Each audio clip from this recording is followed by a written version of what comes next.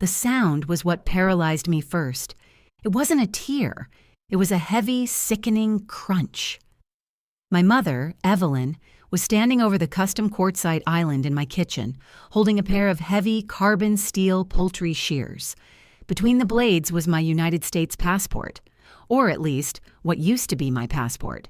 She didn't just cut it in half, she meticulously and deliberately butchered it, severing the RFID chip, slicing through the biometric data page, and reducing the watermarked visa pages into jagged, unrecognizable blue and white strips. "You're not going anywhere, Victoria," she laughed. It wasn't a maniacal laugh. It was worse. It was the soft, relieved, condescending chuckle of a parent who genuinely believes they have just saved their foolish child from making a terrible mistake. When she opened her manicured fingers, displaying the 5-carat diamond tennis bracelet I had purchased for her 50th birthday, and let the shredded pieces of my federal identification flutter to the polished hardwood floor. My flight to Zurich, Switzerland was scheduled to board at JFK International Terminal 4 in exactly 3 hours and 20 minutes. For the past 7 years, my life had been a grueling, sleep-deprived marathon. I had built a proprietary cybersecurity architecture from a laptop in a studio apartment into an enterprise software firm currently valued at over $50 million. But alongside that immense success came the invisible, suffocating tax of my family. My parents, Evelyn and Arthur, didn't view my company as my achievement. They viewed it as their personal, inexhaustible treasury. They lived in a sprawling, 6,000-square-foot colonial in Connecticut that my corporate entity leased for them. They drove imported luxury SUVs registered to my commercial fleet. Their premium, zero-deductible health care, their country club dues, their Michelin-starred dinners. Every single cent was funneled through administrative consulting fees, legally tethered to my primary domestic LLC. They loved my success. They paraded it at dinner parties. But what they truly loved was the leverage. They loved knowing that because I handled all the finances to keep them comfortable, they ultimately held the psychological reins. Until yesterday.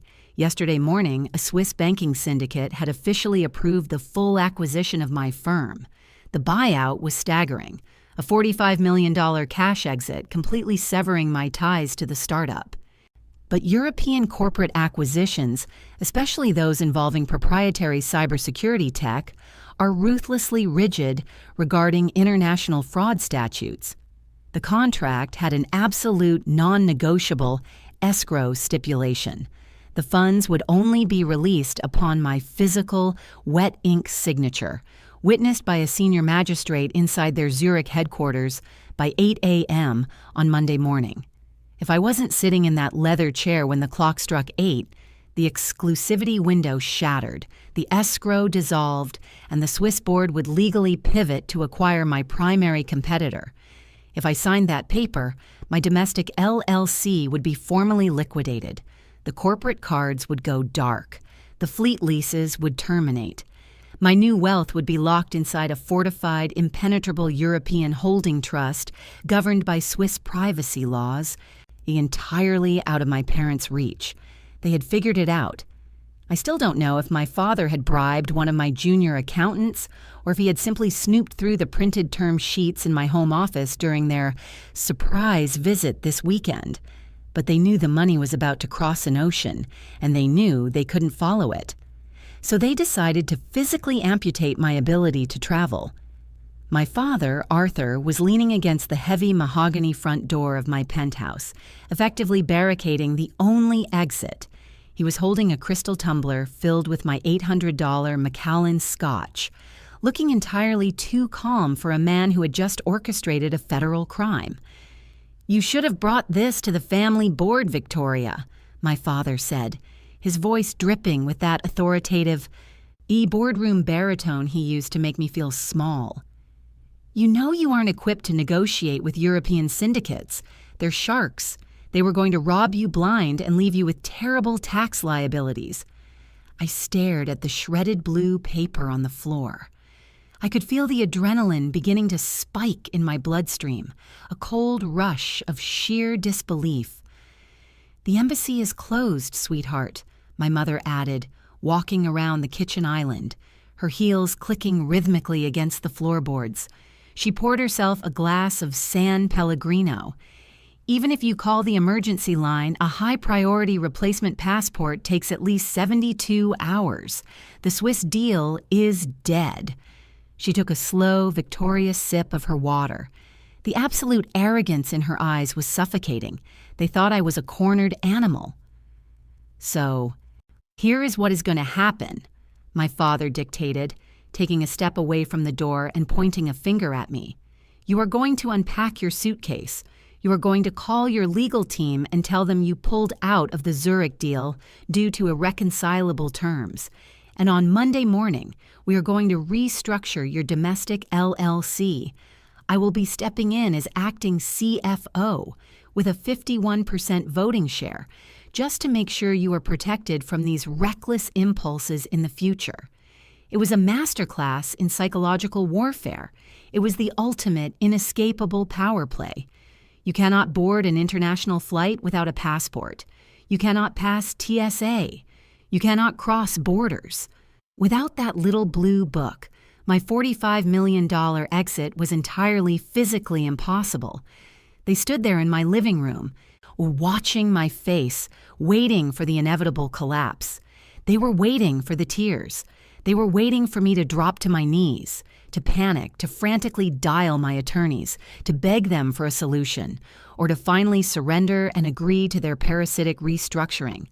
That's when I looked down at the mutilated United States passport on the floor, and a profound, terrifying silence washed over my mind. I didn't scream. I didn't cry. I didn't scramble for my phone. I just smiled, turned my back on both of them, and walked slowly toward my leather carry-on bag resting on the velvet sofa. Because my parents had spent 30 years controlling every single financial and emotional aspect of my life, but they had been far too narcissistic to ever pay attention to the tedious, bureaucratic details of my grandfather's immigration history.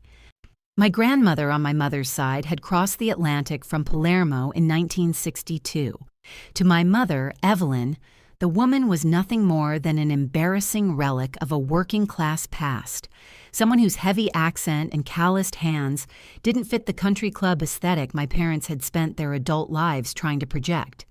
When my grandmother passed, Evelyn only cared about liquidating her vintage jewelry, but I had cared about the paperwork. The brass zipper of my Tom Ford leather carry-on bag sounded impossibly loud in the dead silence of the penthouse living room. Evelyn watched me from across the quartzite island. Her condescending smile faltered just a fraction of an inch. The absolute certainty in her posture began to fracture as she realized I wasn't reaching for a tissue to cry into, nor was I reaching for my phone to call my lawyers in a panic. "What are you doing, Victoria?" Evelyn asked.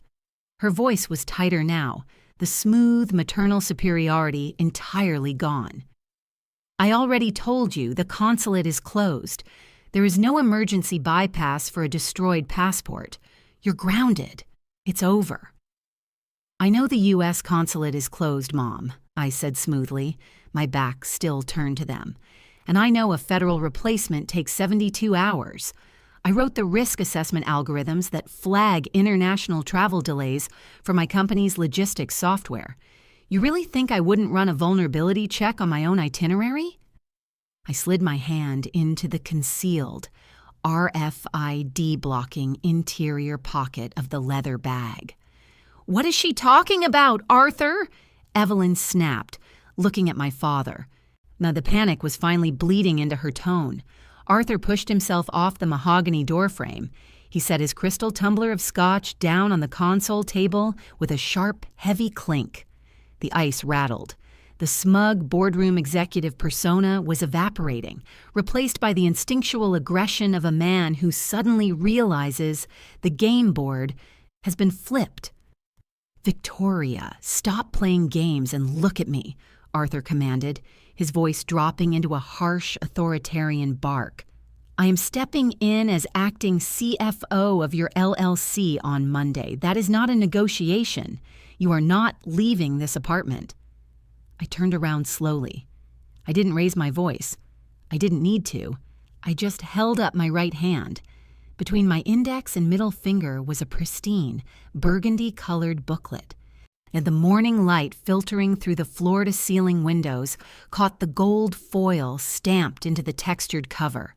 It illuminated the intricate crest of the European Union, and directly beneath it, the bold, undeniable typography, Repubblica Italiana. Evelyn stopped breathing. Her hand, resting on the kitchen island, began to visibly tremble. Arthur's eyes locked onto the burgundy book, his pupils dilating in sheer, unadulterated shock. "What is that?" Arthur demanded, taking a half step forward. "Is that a fake? Because if you try to cross an international border with a forged document, Victoria, you will be detained by Customs and Border Protection. You'll go to federal prison. The Swiss deal will be dead anyway." I looked at him with a level of cold, clinical detachment that I usually reserved for hostile corporate takeovers.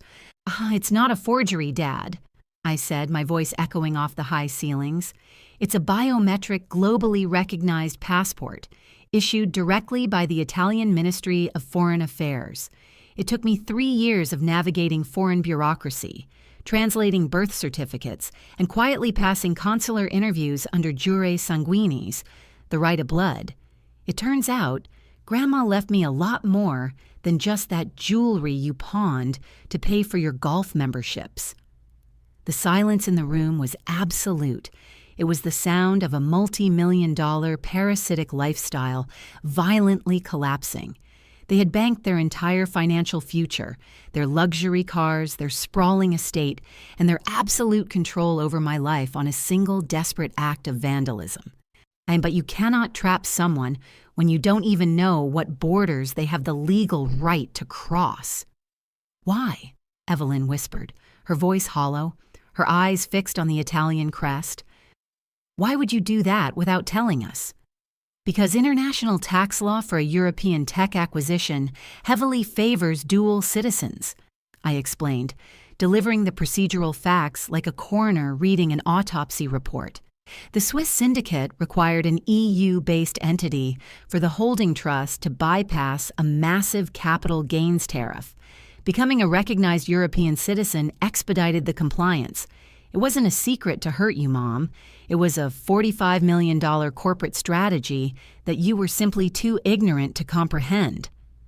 I unbuttoned my tailored blazer, slid the burgundy passport into my interior breast pocket, and picked up my carry-on bag by its leather handles. The power dynamic in the room didn't just shift, it shattered into 1,000 irreparable pieces. I walked toward the front door. Arthur quickly moved back in front of the mahogany frame, widening his stance, physically barricading the exit. His face flushed a dark, dangerous shade of crimson. The realization that the $45 million deal was actively walking out of his grip pushed him to the absolute edge of reason. "You are not leaving," Arthur growled, his chest heaving, his hands balling into fists. "I am your father. I built you. I supported you. You are going to sit down and we are going to fix this." He reached out, his thick hand wrapping violently around the leather strap of my bag, trying to yank it out of my grip. That was his final, fatal mistake. And I didn't pull the bag away. I let it drop to the floor. I stepped directly into his personal space, looking up into his eyes, and I didn't see a parent anymore. I saw a hostile liability. "Let me explain exactly what is going to happen in the next 60 seconds, Arthur," I said, my voice dropping to a terrifyingly quiet, surgical whisper. "If you do not move out of my way, I am going to press the emergency SOS bypass on my smartwatch. The police precinct is 3 blocks away. They will arrive in under 4 minutes." Arthur's jaw tightened, but he didn't move. "You wouldn't dare arrest your own father." "I won't have to," I replied, staring completely through him. "The state will. because when they walk into this penthouse, I am going to point to the shredded federal document on my kitchen floor. Defacing a United States passport is a felony violation of 18 U.S. Code Section 1543. It carries a maximum sentence of 10 years in a federal penitentiary. I watched the blood drain entirely from his face. The boardroom arrogance was instantly replaced by the paralyzing, cold terror of legal reality. And while they are handcuffing you and Mom for federal destruction of property, I continued, my tone completely merciless, I will inform the officers that you physically barricaded my exit. That is unlawful restraint and false imprisonment. You won't be restructuring my company on Monday, Dad. You will be sitting in a holding cell, begging a public defender to negotiate your bail. Arthur's hand slowly, mechanically released the strap of my bag. He looked at Evelyn, searching for a strategy, a lie, on a manipulative loophole to regain the upper hand. But Evelyn was just staring blankly at the shredded blue confetti on the floor, realizing her masterpiece of sabotage had just signed their death warrant. Arthur stepped aside.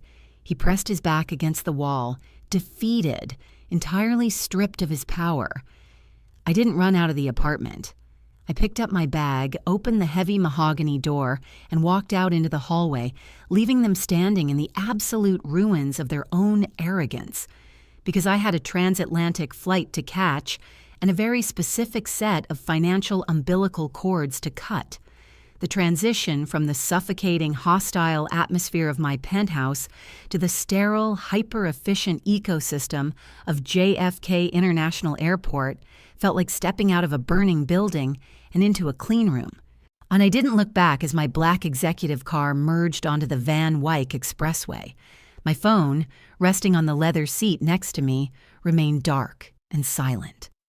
Arthur and Evelyn weren't calling.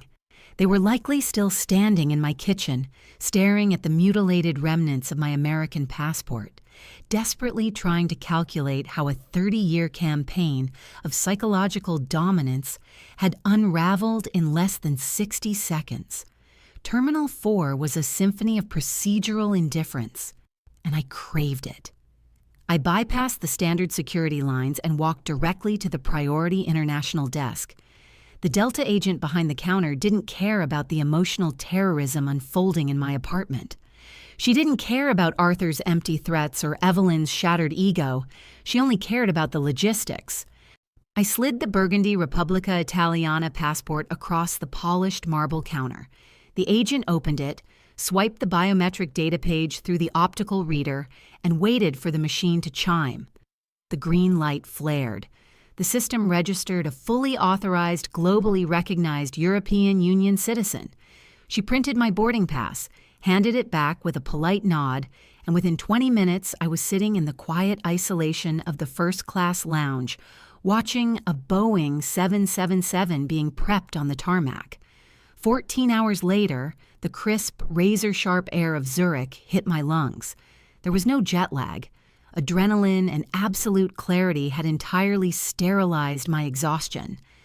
By 7:45 a.m. local time, I was walking through the imposing geometric glass and steel lobby of the Swiss banking syndicate's headquarters on the Parade Platz. The boardroom was a fortress of competence. It was a massive, soundproof chamber overlooking Lake Zurich, anchored by a 20-foot polished oak table. Waiting for me were 6 executives and 3 senior magistrates, all dressed in immaculate, bespoke suits, operating with the cold, frictionless efficiency that the Swiss financial sector was famous for. There were no emotional outbursts here, no gaslighting, just mathematics, contract law, and the transfer of generational wealth. Henrik, the lead partner and chief magistrate for the acquisition, stood up and gestured to the leather chair opposite him. He didn't waste time with small talk. He slid a massive, heavy-bound leather folio across the table. "Good morning, Ms. Davis," Henrik said, his voice a low, even baritone that commanded absolute respect, the exact kind of respect my father always faked but never actually earned.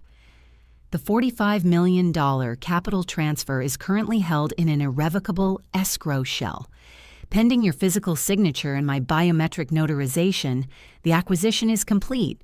Your domestic LLC will be formally absorbed, and the funds will instantly sweep into your private encrypted holding trust, governed entirely by Swiss jurisdiction.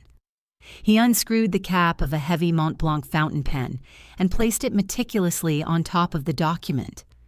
"Do you have any final amendments?" Henrik asked. I looked down at the contract. The ink on the page represented 6 years of missed holidays, 80-hour work weeks, stress-induced migraines, and the constant, suffocating weight of funding my parents' parasitic luxury. "None," I said softly. I picked up the pen. The nib scratched smoothly against the thick, watermarked paper. I signed my full legal name, effectively executing the most lucrative, airtight corporate exit in my sector's history. Henrik applied his magistrate's seal, closed the folio with a heavy, satisfying thud, and tapped a command into his secure tablet. A massive digital monitor on the far wall refreshed. A green cryptographic loading bar filled the screen, followed by a 9-figure string of routing numbers, and finally, a confirmation receipt. The wire had cleared. The $45 million was liquid, offshore, and permanently shielded from the United States probate courts, civil litigation, and most importantly, my parents. I didn't celebrate with the executives. I declined the offer for a champagne breakfast. I simply shook Henrik's hand, walked out of the fortress, and took a private car directly to my suite at the Bauer au Lac Hotel. I locked the heavy oak door behind me, threw my coat on the velvet armchair, and opened my laptop on the mahogany desk. It was time to execute the procedure I had been dreaming of for half a decade. My parents had undoubtedly spent the last 14 hours convincing themselves that my departure was a bluff. In their deeply narcissistic minds, they likely believed I had gone to a local hotel in New York to cry, and that by Monday morning I would return to the penthouse, defeated, ready to sign over the controlling shares of my company to my father. I opened my encrypted corporate banking portal. When I bypassed the main ledger and clicked directly into the subdirectory labeled Authorized User Liability Accounts, the interface loaded, displaying the 3 active Platinum corporate credit cards tethered to my primary commercial line of credit. Card 1, Evelyn Davis. Current billing cycle balance, $14,200, mostly spent at luxury day spas, cosmetic dermatologists, and high-end boutiques. Card 2, Arthur Davis. Current billing cycle balance, $22,450. Country club initiation installments, imported cigars, and a custom tailor in Manhattan. Card 3, Davis Household Management. Current billing cycle balance, $8,900. I didn't lower their spending limits. I didn't place a temporary security freeze on the accounts to teach them a lesson or force an apology. I wasn't interested in parenting my parents. I was interested in amputation. And I checked the master authorization box selecting all 3 accounts. I moved my cursor to the red administrative button in the top right corner. I clicked Revoke Access and Terminate Lines of Credit. A 2-factor authentication prompt appeared, warning me that this action was permanent and would instantly decline any pending or future authorizations. I typed in the 6-digit code from my authenticator app and hit Confirm. The screen flashed green. Accounts terminated, cards deactivated. The digital umbilical cord was permanently severed. Next, I opened my company's executive health insurance portal. For 4 years, I had paid the exorbitant $3,000 monthly premiums for a top-tier Platinum PPO plan that covered Arthur's boutique concierge doctor and Evelyn's exclusive wellness retreats. And I navigated to the Dependents and Beneficiaries tab, selected both of their names, and initiated an immediate mid-cycle cancellation of coverage. The system processed the request instantly, generating a digital certificate of termination. I leaned back in the plush hotel chair, listening to the quiet ticking of the antique clock on the wall. I had just dismantled their entire socioeconomic identity with 4 clicks of a trackpad. That's when my cell phone vibrated violently against the desk. It wasn't a phone call. It was a push notification from the primary corporate banking app. It was an automated real-time fraud alert regarding a transaction attempted in Greenwich, Connecticut. Because my parents were currently sitting in a Michelin-starred restaurant attempting to pay for a celebratory Sunday lunch, I completely unaware that the floor of their financial universe had just vanished beneath their feet. The push notification glowing on my iPhone wasn't just a digital receipt, it was a perfectly rendered autopsy of my parents' social standing. Transaction declined. $842.50 at L'Auberge de Greenwich. Reason code 04, account closed, card confiscated. They had gone to the most exclusive, pretentious French restaurant in Fairfield County to celebrate their supposed victory. They were sitting at a white tablecloth booth, drinking imported vintage champagne, entirely convinced they had successfully sabotaged my $45 million exit. 2 minutes later, the screen shifted. The notification vanished, replaced by an incoming call. The caller ID flashed, Evelyn, cell. I didn't answer it immediately. I let it ring.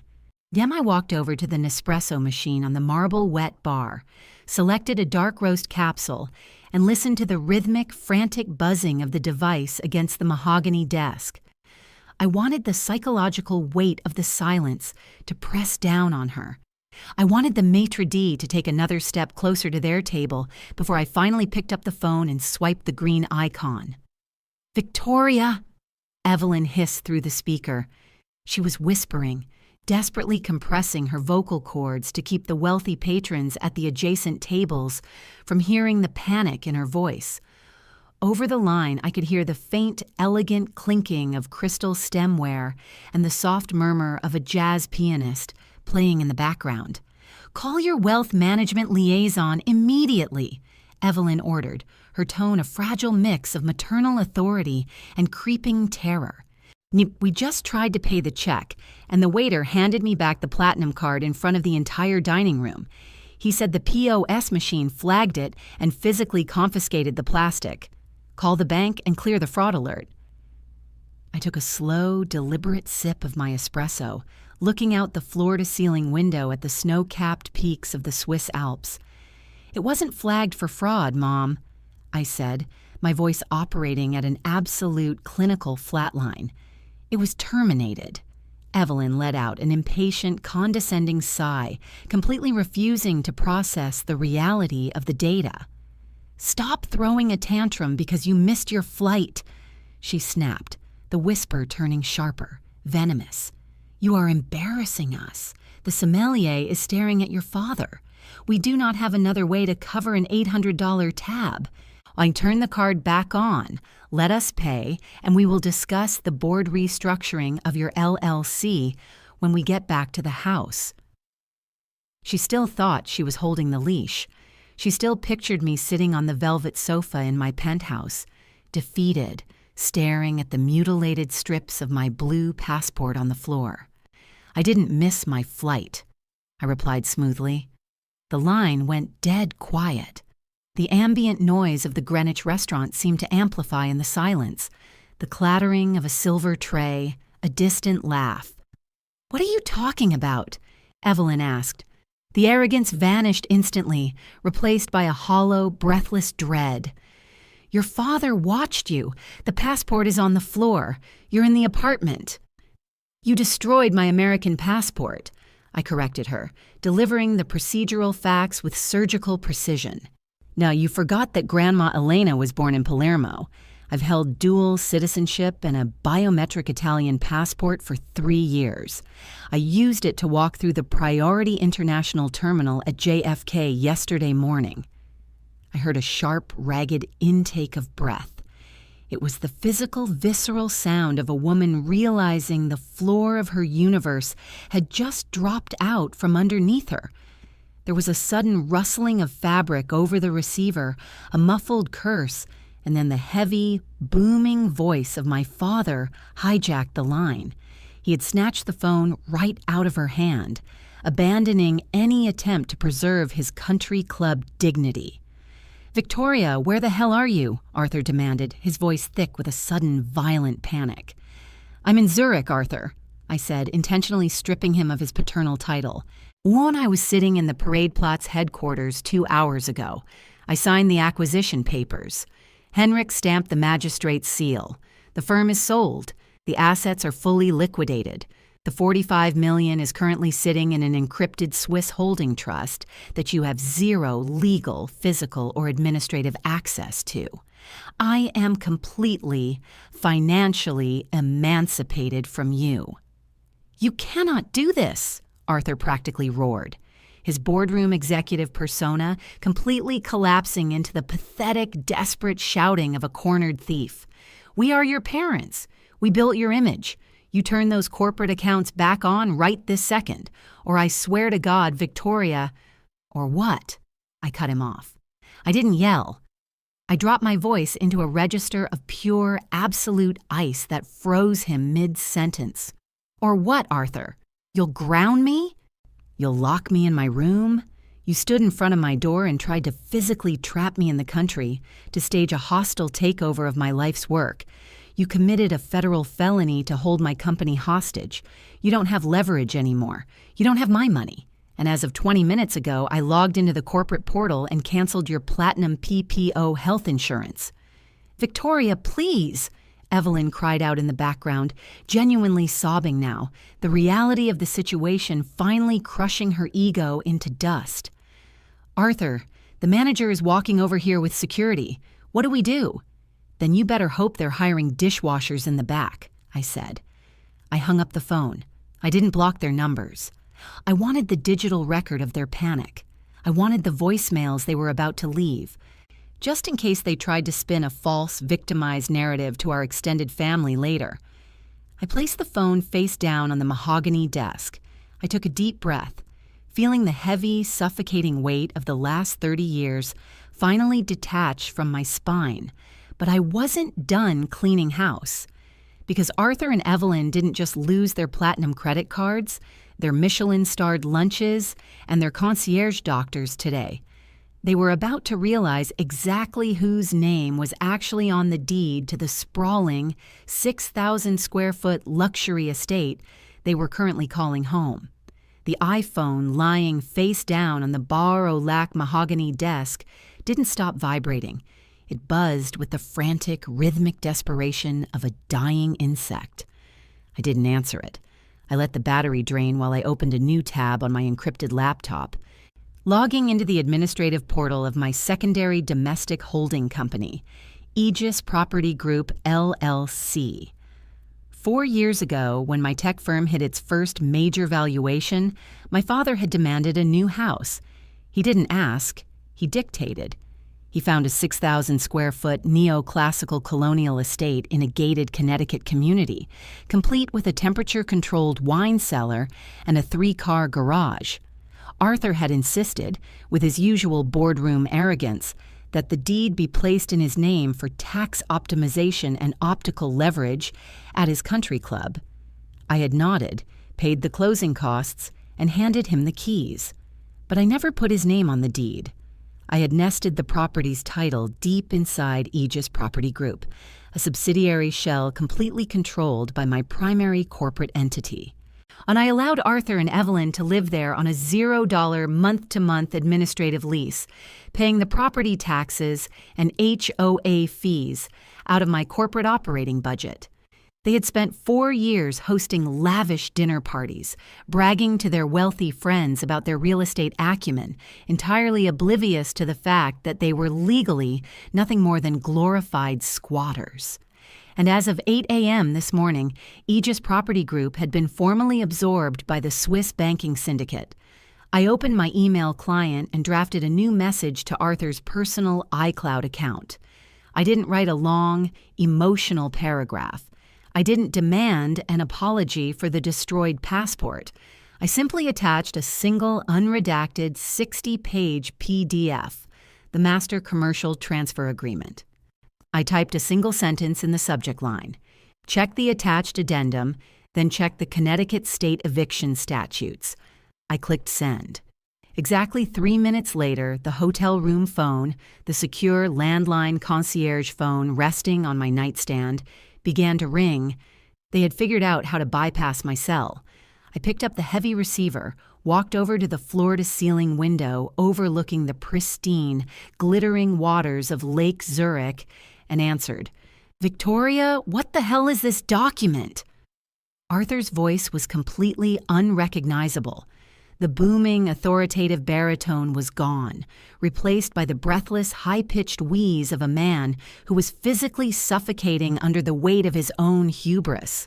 He sounded like he was standing in a parking lot, the ambient noise of a busy road rushing past the receiver.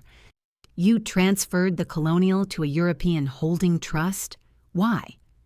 "I didn't transfer it, Arthur," I said, my voice operating with the cold, frictionless efficiency of the Swiss magistrates I had just met with.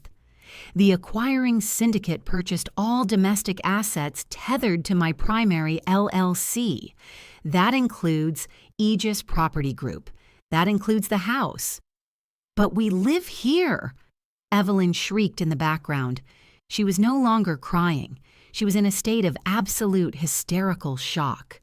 "All of our custom furniture is in that house. My clothes, Arthur's office. You cannot legally do this." "I didn't do anything," I replied cleanly, taking a slow sip of my espresso. "But the new Swiss board of directors, the exact same board you tried to hostilely restructure this morning, has officially audited the company's real estate portfolio. They categorized your residence as a redundant, non-revenue generating liability. The property is scheduled for liquidation. It goes on the commercial market on Wednesday." "Victoria, please," Arthur pleaded, his voice cracking into a desperate hollow whine. The illusion of his power was completely stripped away, leaving nothing but a parasitic shell. "We are your blood. We don't have any liquid savings. You know that. We spent everything maintaining our image to support your business." "You spent my money maintaining an image for yourselves," I corrected him, the absolute icy finality in my tone, cutting through his manipulation like a scalpel. "You took a pair of shears to my federal passport to physically trap me. You committed a felony to hold my life's work hostage. And you do not get to play the victim when the hostage finally cuts the rope." "Victoria, please," Evelyn sobbed, the reality of losing her country club status, her luxury SUV, and her mansion all in the span of an hour, finally breaking her psyche. "Where are we supposed to go?" "I don't know," I said softly, looking out at the snow-capped Alps. "But you're not going anywhere on my dime ever again." I placed the receiver back on the cradle. The heavy click echoed in the quiet hotel suite. The leverage was gone. The trap was broken. For the first time in 30 years, the air in my lungs felt entirely my own. 6 months later, the Connecticut estate was sold to a commercial developer for a massive premium, and the liquidated funds were quietly wired directly into my offshore encrypted account. Without my platinum credit cards and premium health insurance to float their manufactured lifestyle, my parents were forced to quietly downsize into a cramped, 2-bedroom apartment in a zip code they used to actively make fun of at dinner parties. Arthur had to take a job as a mid-level manager at a logistics firm, reporting to a boss 20 years his junior. They tried to spin a tragic, fabricated narrative to our extended family, claiming that the stress of the corporate buyout had caused me to suffer a mental breakdown and abandon them. Their story worked perfectly, generating waves of sympathy from my aunts and uncles, right up until the afternoon I sent a single photograph to the massive family group chat.